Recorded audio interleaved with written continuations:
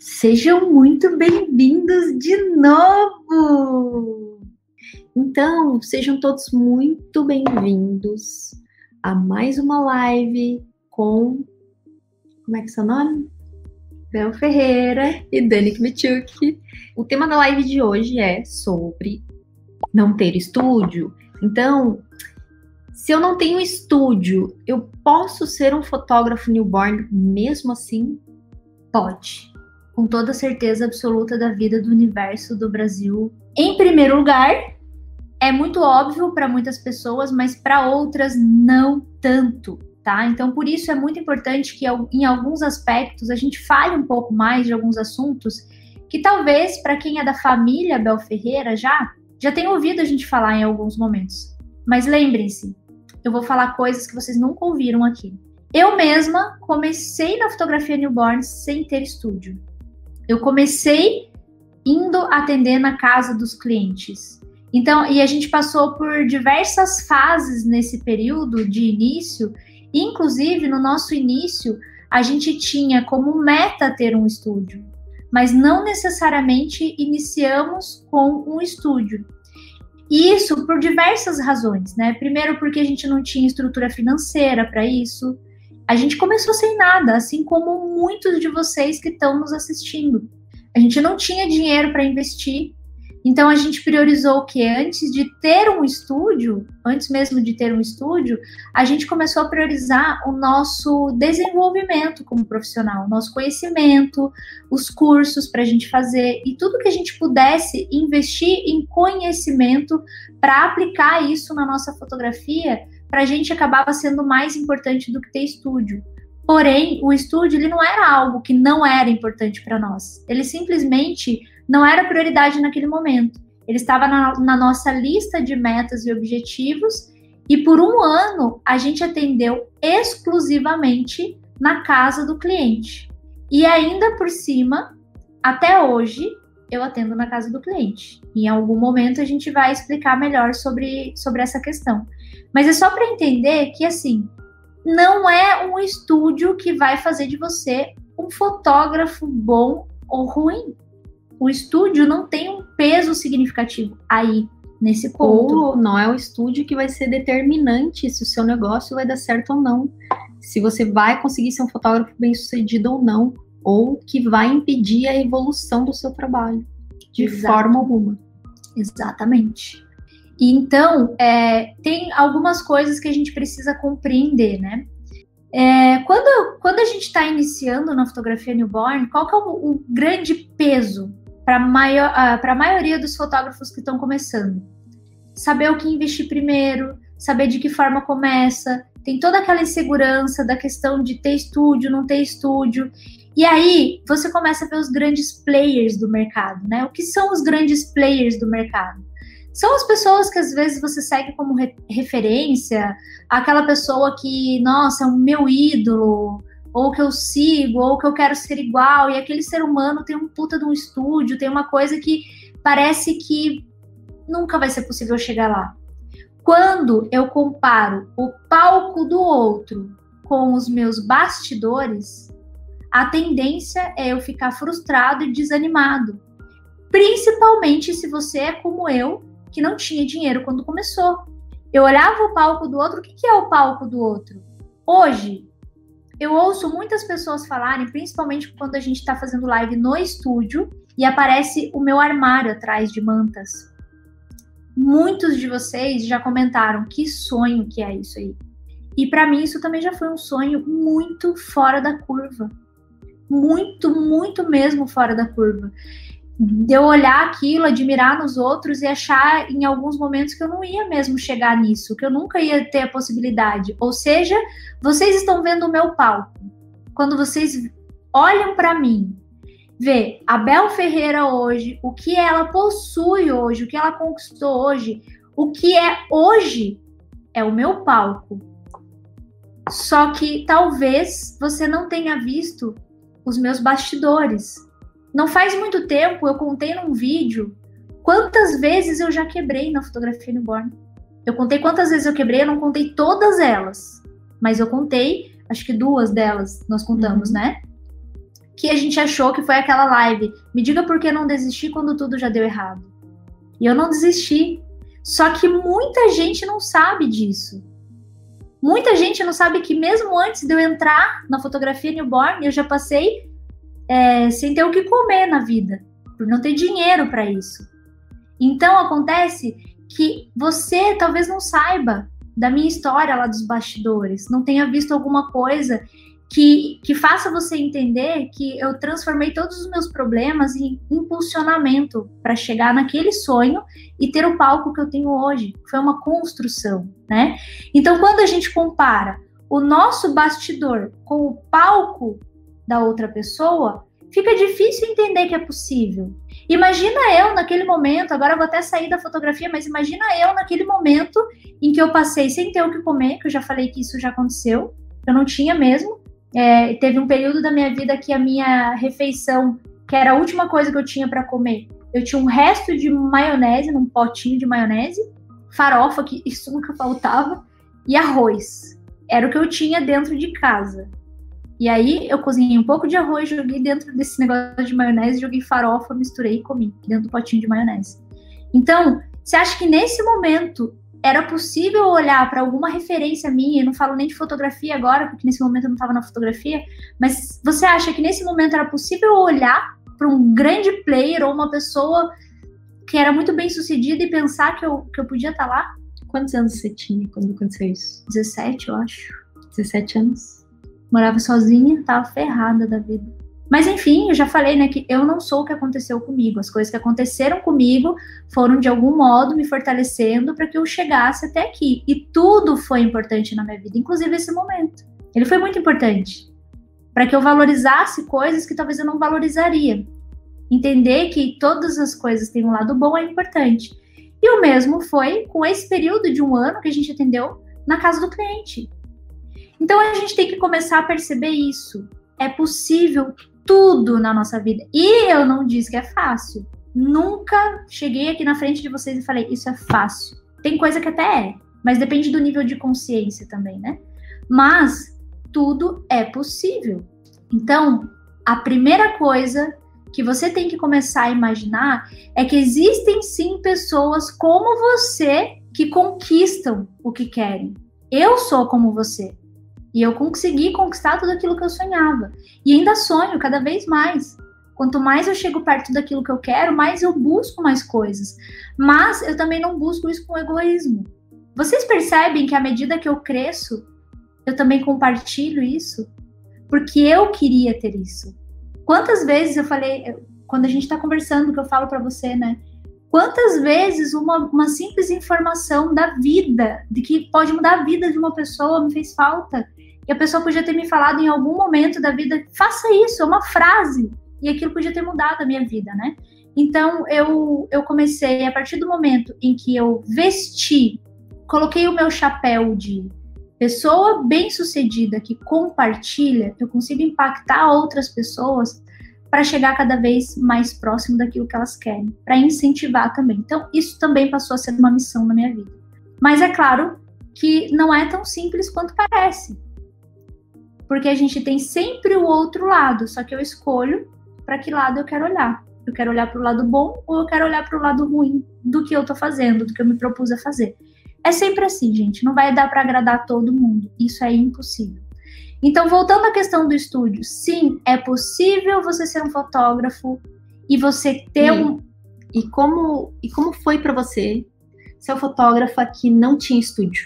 Porque assim, no começo, as primeiras sessões newborn, eu fui ajudar a Bel.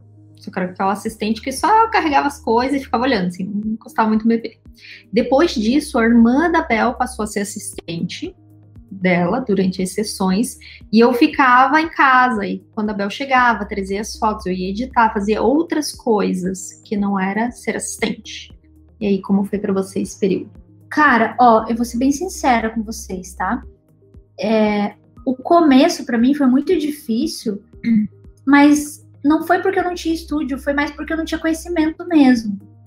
Porque hoje, quando eu preciso fazer sessão na casa do cliente, e isso acontece em algumas situações, eu vou explicar, eu não faço em Curitiba.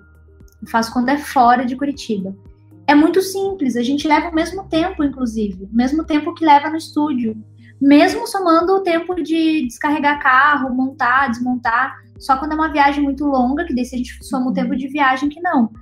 Só que no começo, principalmente, eu não tinha um preparo. Então, a primeira coisa que eu sentia dificuldade era algo que me pegava, assim, porque quando a gente começa na fotografia newborn, dependendo da situação que você tá, dependendo de como e onde você quer chegar, o que você começa a pensar?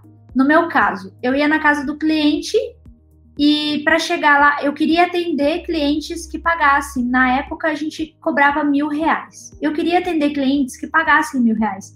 Só que eu morava num bairro afastado. Barraco de favela, que a gente apelidou carinhosamente a casa. Uma casa muito pequena, do lado da favela, num bairro bem afastado em Curitiba. Afastado que eu digo porque era longe de tudo. Só era perto dos bairros em volta ali, né? Era mais na periferia. Então, e nada de errado com isso. Tem um monte de fotógrafo que eu conheço, Rio, São Paulo, que moram em bairros de periferia e tem seu estúdio, ou não, né, também. A questão é, se você montar o seu estúdio nesse bairro, se eu, por exemplo, montasse meu estúdio no meu bairro, quem eu ia atender? Teoricamente, eu iria atender as pessoas daquela região. Dificilmente alguma pessoa de fora, que daí as pessoas falam, mas na minha região não dá para cobrar. Mas e se você for atender em outras regiões? Então eu tinha essa parte bem claro na minha cabeça, que eu queria atender pessoas que quisessem pagar. E se eu fosse vender o meu trabalho para as pessoas que moravam na minha região, elas não iam poder pagar R$1.000 mesmo. R$1.000 era mais do que eu pagava num aluguel. Era o mês inteiro, não era? R$700, eu acho, o aluguel. E já era caro pra gente. E foi por essa razão que a gente escolheu o barraco da favela. Porque a gente queria economizar dinheiro para poder ter um estúdio, era a nossa meta. Para poder ter um estúdio, para investir em educação, né, em cursos. Então a gente tinha prioridade. A nossa prioridade não era gastar com aluguel caro e nada do tipo. Tudo simples. Só que aí eu tinha que rodar, eu tinha que ir muito longe. Porque eu morava longe, não era culpa das pessoas, que elas moravam bem, eu é que morava longe. Então, às vezes eu levava 1 hora de trânsito, dependendo do lugar, até 2 horas, dependendo do horário que eu ia. Então, e aí do horário que eu marcava, eu tinha medo de me atrasar, então eu saía muito antes. Essas foram as maiores dificuldades que eu tive. Além disso, eu não tinha um planejamento no início. E isso começava desde o momento em que eu ia escolher as coisas para levar na casa do cliente. Só quem está começando agora a trabalhar na casa do cliente sabe a dificuldade que é. Quer dizer, nos dias de hoje está mais fácil, porque até a gente já tem vídeo que ajuda a arrumar a mala. Mas, naquele período, não tinha isso. E o que eu pegava? Eu pegava umas caixas organizadoras para levar. Nossa, gente, para ficar transportando caixa, eu não levava carrinho nem nada. E aí eu tinha que ficar levando, colocava as coisas no carro, tirava 3, 4 caixas, depois tinha que carregar mais 3 ou 4 caixas. Não era muito prático. Então, eu senti essas dificuldades e a maior dificuldade foi a falta de planejamento. Fora que, ao longo do tempo, a gente foi comprando cada vez mais acessórios, mais props, mais coisas para fotografia newborn, e essas coisas ficavam todas empilhadas lá em casa, né? E aí, a gente sempre tomou o cuidado de deixar tudo sempre fechado, armazenado, em pacote, em caixa, né, para não pegar poeira, para não sujar, enfim. E aí a gente perdeu parte da casa para empilhar as coisas do newborn.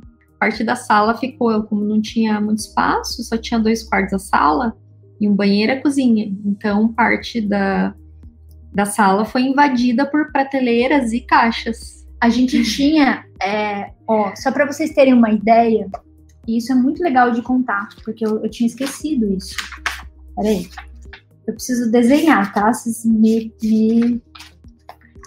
dá um desconto. Então, eu vou desenhar aqui a sala e como ela era, e como ela ficou depois. Aqui era a porta de entrada. Deixa eu fazer mais longe um pouquinho que o Instagram vê também. Aqui era a porta de entrada. Aqui era uma portinha que dava para cozinha e aqui dava para um quarto. e aqui era o rack com a TV, e esse aqui era um sofá de canto. Ó, ele fazia isso aqui. Tem que olhar aqui. Aí, fazia isso aqui, ó. Beleza.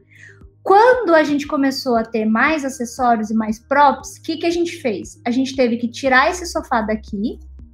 Ele era em 3 partes. Ele era uma parte assim, que era o canto. Daí, o que a gente fez? A gente teve que deixar o rack continuou aqui, o sofá ficou só um pedaço aqui, e a gente doou pra galera da favela um pedaço do sofá, porque não tinha o que fazer com ele, não fora cabia. Que a Filomena era filhote e roeu um pedaço do sofá também. Mas isso não foi por isso que a gente tirou, porque daí o que a gente fez? A gente começou a colocar prateleiras aqui. Aquelas prateleiras de plástico, preta, e empilhava as nossas mantinhas e os nossos propzinhos aqui. As caixas, canto do lado. Então, foi isso, a gente teve que mudar a nossa casa porque não tinha espaço. Então, aí a gente começou a ter esses pequenos problemas, né? Falta de espaço e tal, mas a gente foi priorizando. Por exemplo, para que sofá, né? Vamos tirar o sofá, só tem 2 pessoas na casa, tira o sofá, põe para fora. E aí a gente foi trabalhando assim nesse começo. Não foi fácil, mas é possível, né? E além de você conhece mais alguém, mais algum fotógrafo que trabalhou assim, que trabalha assim na casa do cliente? Quase, nossa, quase todo mundo começou assim, né?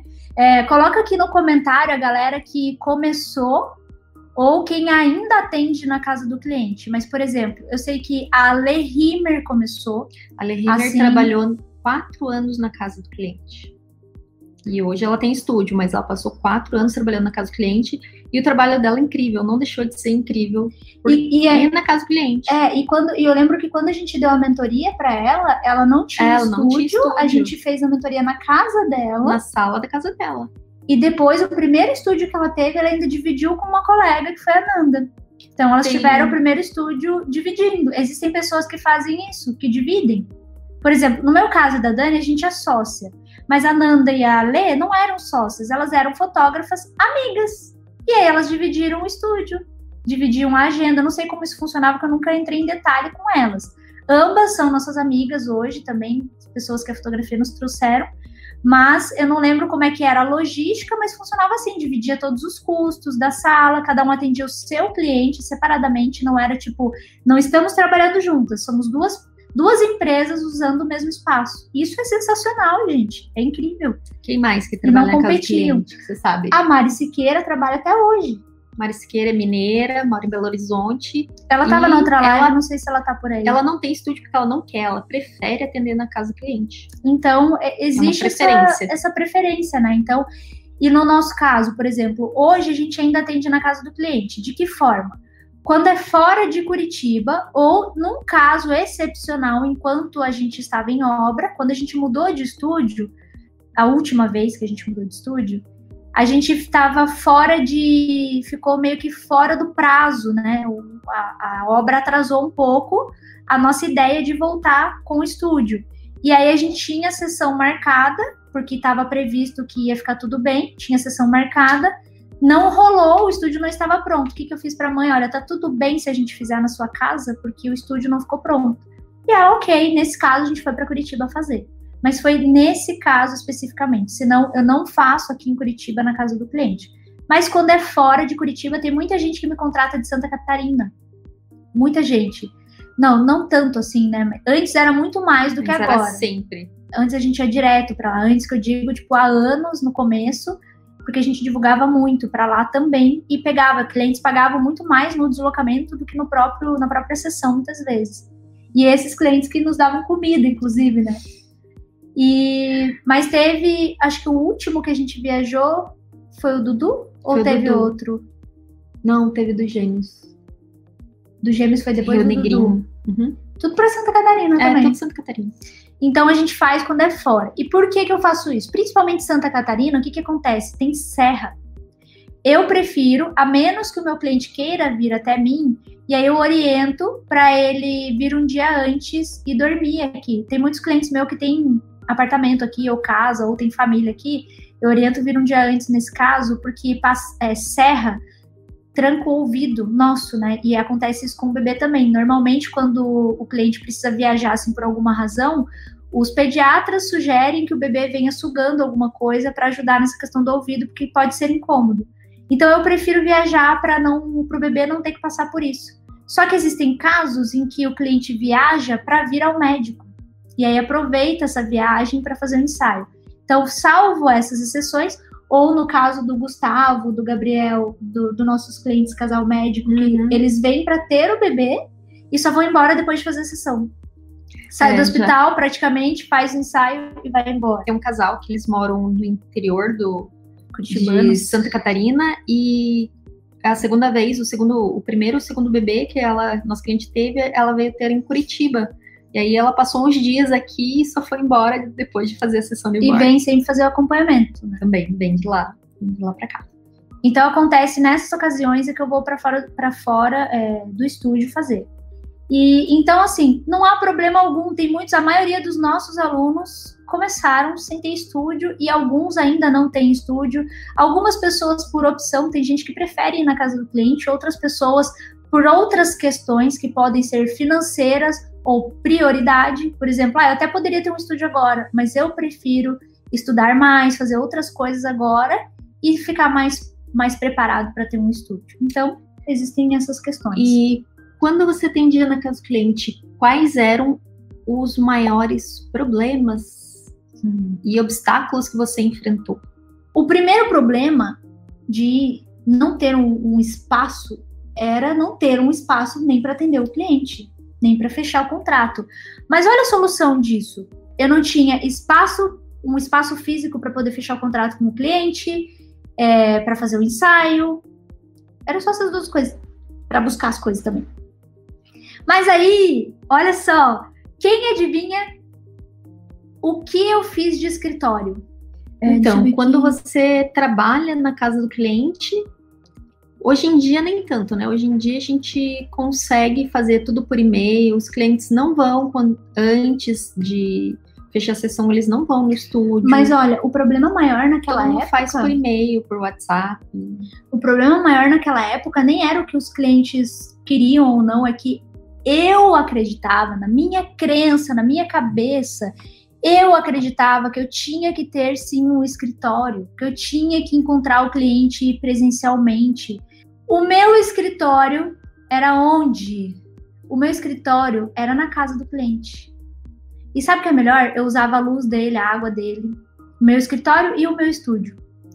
Às vezes, quando a Bel ia fechar um contrato, às vezes marcava onde era mais conveniente para o cliente. Você fala, pode vir aqui na minha casa? Primeiro eu fazia assim, só antes de você explicar aí. O cliente me mandava me pedia o orçamento. Eu enviava o orçamento para ele e perguntava se ele queria marcar uma reunião para a gente conversar, para eu poder ir até ele, explicar melhor como funcionava, e aí eu levava álbum. Pelo menos. Daí eu ia na casa do cliente sem ter fechado o contrato. Eu ia lá para ir no tete a tete, assim, tipo representante de mim mesma. Eu fazia isso, eu fazia representação comercial. Eu ia na casa do cliente. Porque, gente, eu não ia falar pro meu cliente assim, você quer chegar aí na minha casa? Moro aqui do lado da favela. A gente morava num bairro longe, não era ali o nosso público-alvo. Então, quem mora num bairro mais central não quer ir para um bairro mais longe, mais de periferia ou região metropolitana. Deus o livre, é o fim da vida. Mas quem mora numa região metropolitana, uma região mais longe, vai com mais facilidade até uma região central. E até não era um grande problema, assim, mas, né, às vezes a pessoa pensa assim, será que não é perigoso eu ir para lá? Sei lá, pelo menos eu tinha essa objeção. Hoje não. Hoje eu vou normal pra lá, eu morava lá, então eu não tenho medo também, né? Mas tem gente que é assim, né? Não vai. Então, para evitar isso, eu já me oferecia para ir até o cliente. E aí eu chegava lá, o cliente queria fechar o contrato. Às vezes se o cliente já me falava que queria fechar o contrato, eu marcava com ele, ia até ele, levava a maquineta de cartão e levava o contrato para ele fazer o pagamento. É porque na época ainda não tinha essas formas de pagamento online como tem hoje, né? PagSeguro, PayPal existia, mas o pessoal não estava acostumado a usar. A gente mas no Brasil ainda não estava tão disseminada essa cultura de pagamentos online. Todos eram feitos presencialmente através de maquinetas de cartão. Então, quem era a Bel naquela época? A Bel era fotógrafa de recém-nascidos. Ah, que estranho que fica só um dedo ali. Fotógrafa de recém-nascidos, representante comercial da própria empresa e vendedora ambulante da própria empresa. Então, eu representava a minha empresa, falava com o meu cliente sobre isso. Depois eu ia para fechar contrato. Quando o cliente já falava antes que ele queria fechar contrato, eu já pedia os dados e já levava o contrato impresso para ele poder assinar, e a maquineta, ou de acordo com o que ele escolhia a forma de pagamento, já ia tudo comigo. Algumas vezes a gente também marcou em shopping, em um café, ou você marca onde for mais conveniente para o seu cliente. Às vezes seu cliente está trabalhando. Quem que a gente marcou em shopping? Trabalha no escritório. O da Dudinha, pai da Duda. Eu lembro de todos os clientes dele. O Jaime? E a Flávia? Daí ele falou, daí ele tirou sarro da gente, ele falou assim, vocês marcaram aqui no shopping porque acho que você ficou com medo de me encontrar porque eu era homem. A gente também tinha medo, assim, eu tinha um pouco de medo de encontrar as pessoas. Falei, vai saber quem que é essa pessoa que ligou e quis marcar, né? Não, teve uma vez que a Dani e eu marcava, eu ia na casa da pessoa, eu entrava no apartamento dela, né? Aí uma vez a Dani falou assim, olha, se em 20 minutos você não me der sinal de vida, eu ligo pra polícia. Eu te chamo, faço alguma coisa, porque às vezes eu ficava esperando no carro, por segurança, sei lá, vai que uma pessoa louca fala, vem aí fechar um contrato na minha casa, você não sabe o que te espera. Então, eu nunca teve problema nenhum, nunca aconteceu absolutamente nada, mas era uma pessoa tão precavida que eu sempre imaginava na pior situação e a gente tinha planos, assim, tipo, se acontecer isso, a gente faz isso. Se em tanto tempo você não der sinal de vida, eu te chamo, vou lá, sei lá, a gente tinha algumas coisas combinadas com antecedência para evitar qualquer situação ruim, mas nunca aconteceu. Mas o que acontece muitas vezes aqui é as pessoas não acreditarem que é possível, porque às vezes existe uma frase que às vezes eu concordo e às vezes nem tanto, mas que em algumas ocasiões ela cai como uma luva mesmo, que você é a média das pessoas que você convive. E às vezes o que acontece é que você convive com pessoas que não dão certo na vida, por alguma situação que não deram. Eu cresci rodeada de pessoas que eram muito simples, a minha família é muito simples. Só que por alguma razão eu conseguia ter sonhos assim diferentes. Minha família, as minhas tias quase todas, e não são poucas, né? Minha avó teve 12 filhos, então quase todas as minhas tias são diaristas. Nada demais com isso. Só que você imagina que é assim, o máximo que você consegue ter, o melhor emprego que algumas primas minhas, da minha geração, por exemplo, tinham, era um concurso público ou trabalhar no banco da cidade, assim, era o uau da coisa. Então era o máximo que você podia esperar. Na minha cidade não tinha, na época, nem faculdade tinha algumas coisas ou outras. Foi em 2005, se eu não me engano, 2004, que foi a federal para lá, mas não tinha nada. Não tinha uma perspectiva já de vida, de profissionalismo, ou de alguém se destacar, fazer alguma coisa, já não era muito comum dentro do ambiente em que eu vivi. Então era muito mais fácil de não acreditar que a coisa ia dar certo. À medida que eu fui crescendo, eu continuei desde a minha infância até a minha adolescência convivendo com pessoas assim.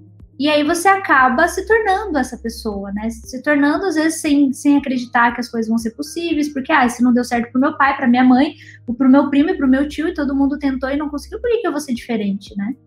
Só que, na realidade, isso é um gatilho, às vezes, que fica, né? Da similaridade, de você achar que você é, de fato, igual ao outro.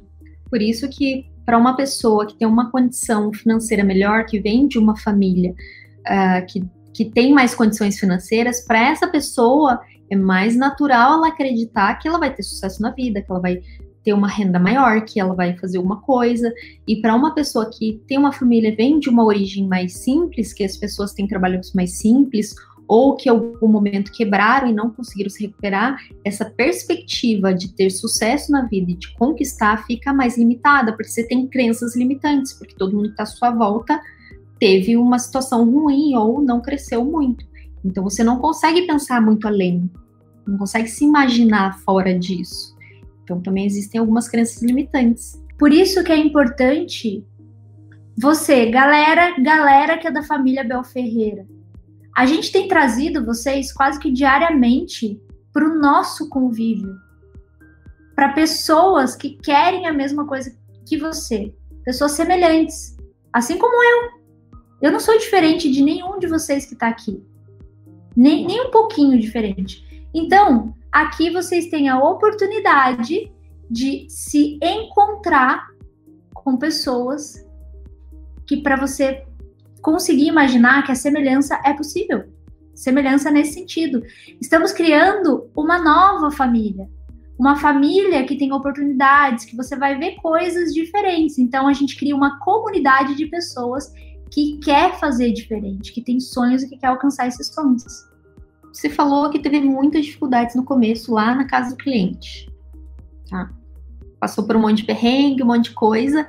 E o que você fez para facilitar a vida, para corrigir essas dificuldades e evitar perrengues e obstáculos para atender na casa do cliente? O que você fez? Primeiro, uma das coisas que eu fiz, que eu não fiz. Na verdade, a primeira coisa é a da maior dificuldade ali, né? É isso, certo? Certo. Uma das coisas era eu levar tudo que eu tinha em caixa organizadora. No começo eu levava tudo que eu tinha porque eu não tinha quase nada, né? Não tinha quase próprio. Quando eu comecei, à medida que eu ia tendo mais, eu ficava muito confusa na hora de escolher. Eu não sabia o que levar. Eu ficava tão confusa e atrapalhada que lembra que teve uma vez que eu esqueci a câmera? Uhum. E aí, a sorte é que eu lembrei, eu acho que eu tava, sei lá, 3 quadras de casa, eu não sei porquê, acho que foi um anjinho que soprou, assim, porque eu ia pra muito longe na cidade, né? E aí, se eu não lembrasse, imagina eu chegar na casa do cliente, montar tudo e perceber que você não tá com a câmera lá. Isso era uma das coisas que me atrapalhava, porque eu não tinha uma logística. Eu não tinha um planejamento para poder ir na casa do cliente. Chegava lá na sessão, o que eu vou fazer agora? Não só disso. Sei lá, pega as coisas e começa a fazer. Exatamente. Pega aí e faz o que dá, faz do jeito que dá, faz como dá. Uma outra coisa aqui, um grande problema que a gente tinha. Esse é né? Um grande problema que todo mundo vê como um baita de um problema e às vezes não sabe lidar com isso, é o espaço. Né? O espaço na casa do cliente. Nem todo lugar é grande e tem lugares que são tão grandes que também atrapalham. Existem as duas verdades aqui. Porque eu já fiz sessão newborn na época em mansão de Alphaville, que o pé direito era tão alto que não aquecia nunca. Que não aquecia. E aí você tinha que escolher um lugar menor da casa para poder fazer o ensaio.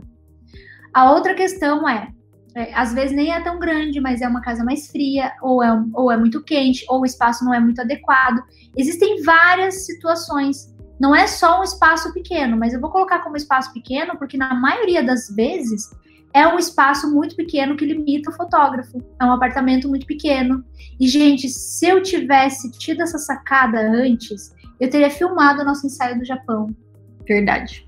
A gente fez um ensaio em Tóquio. E vocês imaginam foi 2016, né? Foi em 2016. Vocês imaginam que no Japão os espaços são muito limitados. Não importa se você é rico ou pobre, sua condição social, a sua casa sempre vai ser pequena. E foi extremamente apertado o lugar. Só para vocês terem ideia, a lavanderia ficava no banheiro. Gente, lá é integrado de uma forma incrível. É incrível a logística das coisas, mas o espaço é extremamente apertado. A gente chegou lá e falou, meu Deus, como é que vai fazer essa sessão aqui? O fundo fotográfico, o pequeno, o menor que a gente tinha... Aquele fundo de tecido que coloca no chão. Ficava faltando espaço para esticar o menor, que era de 1,5 por 1,5. Faltava espaço para esticar o menor fundo. E a gente fez um ensaio assim. E foi normal. E aí foi a partir daquele momento que a gente entendeu que não existe desculpa. Que você consegue sim, se você olhar para aquele espaço, pensar nele, não como um obstáculo. Pensa na solução. Lembra que o problema é a solução? O problema é a solução. Então, qual é a solução que eu tenho para esse espaço aqui? A solução vai ser eu colocar o meu puff em cima do sofá, porque eu não vou ter outro espaço para isso, então vamos usar o sofá. Se der para arrastar um pouco do lugar, arrasta. Se não der, tá tudo bem. O meu fundo, o único espaço que eu tenho para colocar é aqui. Tá, eu não tenho espaço suficiente. Como é que eu vou fazer? Eu vou fazer a minha foto e a pose pensada de forma que eu consiga reduzir esse espaço em 1 metro aproximadamente, então é possível. Faço foto mais de cima, ou se eu quiser fazer uma foto mais de frente no prop, e conseguimos. A gente consegue pegar essa. Você sabe em que HD que pode estar isso? Ai, não sei. Agora talvez esteja postado, mas eu não sei se vai estar nesse novo site também. Vou tentar achar enquanto a gente conversa em algum momento aqui, tá? Para mostrar. Porque eu acho interessantíssimo vocês olharem a foto que eu fiz. Usando luz natural, eu tive que, inclusive, na hora de fazer a foto no chão, ficar na frente da luz, porque a única forma de eu fotografar era aquela. Não tinha espaço. E eu fiquei na frente da luz que estava vindo, assim. Então, o que a gente tem que pensar? Esse é um problema, mas existe solução para esse problema. E nessa época, eu usava 50 milímetros. Não usava 35, porque a 35 ajuda muito nessa situação. Porque além de 35 milímetros numa câmera full frame, ela fica grande angular. Então ela consegue pegar. Você consegue ficar mais próximo. E a 50 você tem que ficar um pouquinho mais afastada. Mas ok, conseguimos fazer. Não foi o problema não precisa ser visto como um problema. O problema precisa ser visto como solução. Não adianta você chegar lá e falar, meu Deus, não dá pra fazer, vou embora. Você tem que chegar lá, olhar e falar, eu tenho um grande de um problema, qual é a solução para ele? Tá? Se vira e acha a solução. Eu quero... E outra coisa que ajudou, isso eu acho que ajudou a gente na hora de fazer a sessão na casa do cliente. Assim, que a gente ao longo do tempo percebeu, nossa, é isso que a gente tem que fazer para parar de ficar passando perrengue, para parar de esquecer coisa, para não levar coisa demais, porque assim, ao longo do tempo a gente percebeu que estava levando muita coisa para casa do cliente e não usava nenhum terço, levava um monte e não usava nenhum terço. Qual foi a outra coisa que a gente implementou, assim, que a gente tivesse percebido no começo, não tinha passado tanto perrengue? Foi planejamento. Planejamento da sessão. Além de planejamento, a gente criou um checklist. Na hora que a gente está montando a mala, escolhendo as coisas para levar na casa do cliente, a gente tem um checklist para ver se não esqueceu nenhum item e se não está levando item a mais. Posso falar? Pode. Esse apartamento do Japão foi o menor que a gente já usou? Sim. Porque você lembra que a gente fez uma sessão no barraco? Sim, mas o barraco era maior do que... É porque a gente já tinha arrancado o sofá, eu acho, por isso que deu certo. Mas o teto era... Bom, eu mandei aqui, eu vou abrir e compartilhar a tela para mostrar esse ensaio. É bem antigo, de 2016, mas dá para ter uma ideia. Eu quero achar aqui. Esse a gente fez com luz natural, né? Aham. A gente já mostra pro pessoal no Instagram. Vamos compartilhar aqui. Agora já pode pegar da galera do Insta para mostrar. Deixa eu mostrar aqui quem tá no Instagram. Deixa eu virar a câmera. Tá, será que estão vendo lá? Deixa eu só conferir. Vocês estão conseguindo ver a tela que eu não consigo saber. Não aparece nada aqui pra mim, então eu só vou abrir aqui pra saber se tá? Não adianta vocês me responderem agora que não aparece aqui pra mim. Só se eu mexer aqui, ó. Clica no... tá aparecendo. Tá aparecendo, beleza. Aqui. Então essa foi a sessão. Olha o espaço que eu falei aqui, ó. Deixa eu passar pra cá. A gente foi com esse ensaio, a gente fotografou com uma câmera Nikon. Não foi com Nikon. Nikon não, desculpa. Foi com a Canon Mark 5D Mark III. E com a lente 50mm e a luz natural, luz de janela que a gente usou. 2016, já era Mark III? Era. Tá. Então, ó. Esse bebê tinha 4,5 kg, nasceu com 56 centímetros. Foi o maior bebê que a gente já fotografou. E a mãe, quando ela viu que a gente ia dar um curso lá no Japão, só que era no interior do Japão que a gente ia dar o curso, ela soube, mandou mensagem querendo fechar. Ela falou, meu filho vai nascer nesse período, só que eu moro em Tóquio. Eu falei, não tem problema, porque a gente vai por Tóquio, né? E aí a gente fez o ensaio lá na casa dela, só que quase que não deu. Ela contratou, pagou antes, só que quando a gente chegou lá, o bebê não tinha nascido ainda. E estava marcado para a hora que a gente chegasse. E o bebê não tinha nascido ainda. Só que aí ele nasceu enquanto a gente estava lá na cidade de Hamamatsu, que foi a cidade que a gente foi dar o curso. E na volta, como a gente ia passar por Tóquio, porque a gente pegava o voo lá do aeroporto de Narita, o que a gente fez? A gente saiu às 4 horas da manhã de Hamamatsu, chegou em Tóquio às 9 da manhã, que é longe, fez a sessão, meio-dia saímos, porque 2 horas era o horário que a gente tinha que estar no aeroporto para poder vir embora. Foi assim. Olha aqui, gente, ó. A Bel fez mais de cima esse ângulo por causa do fundo, porque não pegava o fundo inteiro, né? Mesma coisa aqui no baldinho, ó. Tá vendo? Eu fiz mais de cima para dar conta, porque eu só tinha 1,5 metro, aliás, 1,5 metro era o tamanho do meu fundo. Eu tinha 1 metro aproximadamente. Pena que eu não tenho o making off aqui para mostrar o espaço. Aqui é só detalhe, beleza. Mas já dá para vocês terem uma ideia do que eu consegui fazer num espaço muito, muito pequeno. Que legal essa foto aqui até. Gostei mesmo. Então, beleza, deixa eu voltar aqui. Parar, compartilhamento. Agora eu volto para cá.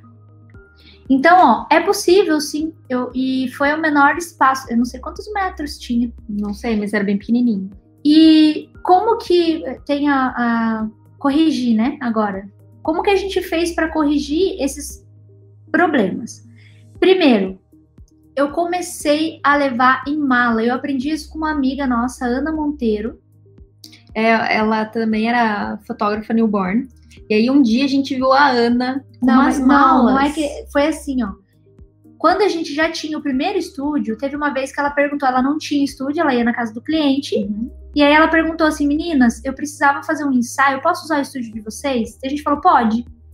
Ela foi para chegar antes do cliente e ela chegou com mala. 2 malas, se eu não me engano, assim, malas dessa de viagem grande, assim. E eu olhei e falei assim, cara, veio tudo na mala. Ela falou, a gente não pensou nisso antes. Carregar rodinha e tal, ao invés de ficar carregando um monte de caixa organizadora, e a gente já viajava, já tinha mala. Mesmo se você não viaja, não tem mala, gente, vale a pena ter uma mala para ficar levando na casa do cliente. E aí, a gente começou a fazer dessa forma, e foi sensacional. Claro que ela também não tinha exatamente a organização, mas ela socava tudo na mala e deu certo. E a gente começou a pensar, então da mesma forma que eu levava na caixa, eu vou passar a levar na mala. E a partir daquele momento, eu também comecei a fazer um checklist, situações em como que eu ia colocar, os kits de produção que eu ia fazer para deixar isso mais organizado na mala, porque ficava mais fácil para na hora de abrir a mala, não ter aquele mundaréu de coisa que você não sabe exatamente o que você ia usar com o que mesmo, você esquece, né? Então, na hora, para agilizar, a gente deixava assim, essa manta vai com esse gorro, com essa headband, com isso, com aquilo. Beleza, você tira o kit e já sabe. Vou fazer uma produção que é no baldinho. Nesse baldinho eu vou forrar com isso, isso e isso, vou usar essa layer, isso aqui, e vou usar com esse fundo. Aí você deixa já tudo separado, meio junto, assim, aí você pega e fala, beleza, vou montar isso aqui. Para você chegar na hora, já tá tudo combinando, tá tudo organizado, você pega e já monta, não fica pensando, será que eu vou usar esse com esse? Será que esse com esse aqui? Será que não sei o quê? Então, já leva meio certo contada a produção para levar menos volume, e isso vai agilizar seu tempo e vai facilitar agilizar a sua sessão. Depois que a gente resolveu esse problema da organização, fez um checklist e finalmente, assim, sabe, meio que organizou o que tinha que levar para casa do cliente, a Bel começou a pedir mais um item, mais uma informação para o cliente. Qual era a informação que você começou a pedir para o cliente para facilitar essa vida de quem vai atender na casa do cliente? Antes de responder, a Simone falou, ainda bem que a Bel fez isso, porque eu já tinha dado 2 prints e ela estava com o olho fechado. Viu só? Facilita. Eu acho que a própria Simone tinha perguntado se a gente pergunta alguma coisa sobre... Aqui, ó. Se a gente analisa o espaço antes de fotografar. Ou seja, se pergunta para o cliente ou arrisca sem saber. Então, entra na pergunta que a Dani acabou de fazer. Qual é a dica que eu vou dar agora para você que não faz isso começar a fazer? Eu tô lá conversando com o meu cliente pelo WhatsApp, fechei e vou atender na casa do cliente. Aí eu falo assim, olha, você pode, por gentileza, me mandar foto dos 4 cantos da sua sala e de algum outro espaço que você acredite que dá para fazer a sessão newborn? A sala sempre tem que vir. E aí o que acontece? Eu vou fazer, por exemplo, pode ser foto ou vídeo, se a pessoa quiser.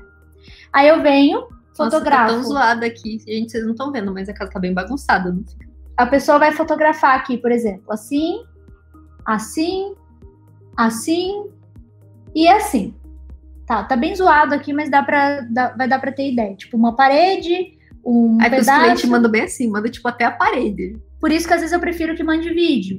Quando manda um vídeo, você consegue entender. Eu tenho 2 poltronas ali tem um espaço bem legal para fazer foto. Só que eu tenho um pequeno problema. Tem uma mesa de centro que vai me atrapalhar. Eu peço pro meu cliente o seguinte: olha, eu escolhi ali a sala, já olhei como é mais ou menos, vi que o espaço dá. Só que eu preciso tirar a mesa de centro ou as poltronas do lugar. Por que eu já aviso antes? Porque daí o cliente, ele já deixa isso preparado, o marido vai lá e ajeita isso. E ele vai decidir se para ele é mais fácil arrastar a mesa de centro ou a poltrona. Aqui na minha casa, por exemplo, se fosse fazer aqui, é muito ruim arrastar aquela mesa de centro, porque a minha mesa de centro é de vidro com espelho, é pesada e é ruim de arrastar. Então fica mais fácil eu arrastar as poltronas, que apesar de serem 2 e serem grandes, elas são leves para arrastar. E aí, nesse caso, eu já deixo esse espaço pronto. Eu já entendi que aqui é o melhor lugar, porque eu tenho a luz natural, ou eu vou ter espaço para colocar a minha luz também. Então, em qualquer lugar, em qualquer canto, eu faço. Lembra do último, a última de Rio Negrinho? Pode fazer isso depois. Ah, já consegui. É que tem que compartilhar na hora, senão ele não deixa. Mas não tem problema, porque a gente não vai compartilhar mesmo depois, já vai sair do ar. Tá bom. Lembra da última do Rio Negrinho? Que apesar de ter um espaço com sala de jantar bem grande, a gente escolheu um espaço bem pequeno ali na sala. Porque a gente usou sofá. Usou um pedaço do sofá e tudo. Então, não tem problema a casa ser pequena, desde que você consiga já pensar em como você vai fazer. Ou se a casa for grande, se o seu cliente manda e você pensa, putz, né? Tem ar-condicionado no espaço, caso você não tenha visto. Então, a gente tem que avaliar todos esses pontos, mas é simples. A partir do momento que você avalia todos esses pontos, você tem isso na sua mão para poder resolver o seu problema, beleza? Então, essa é a dica final que eu dou. Sempre peçam 4 fotos. 4 fotos não. Ou não, fotos do espaço, eu peço nos 4 cantos. Ou de algum outro lugar que você pode usar para fotografar. Faz um checklist do que você vai levar e esteja preparado para tudo que possa acontecer durante a sessão. Se está tudo bem organizado, planejado, você consegue lidar melhor com as adversidades que acontecem durante o ensaio, tá bom? Beleza, pessoal? Então, essa foi a nossa live de hoje sobre posso ser um fotógrafo mesmo sem ter um estúdio? Eu digo com toda a certeza do mundo, sim, letras garrafais, gritando mesmo. Isso não vai interferir na qualidade do seu ensaio, não vai interferir no seu desenvolvimento, você não vai ter menos clientes. Enfim, se você souber lidar com essa situação, não vai ser problema algum para você. Tá bom? Beijo e até mais!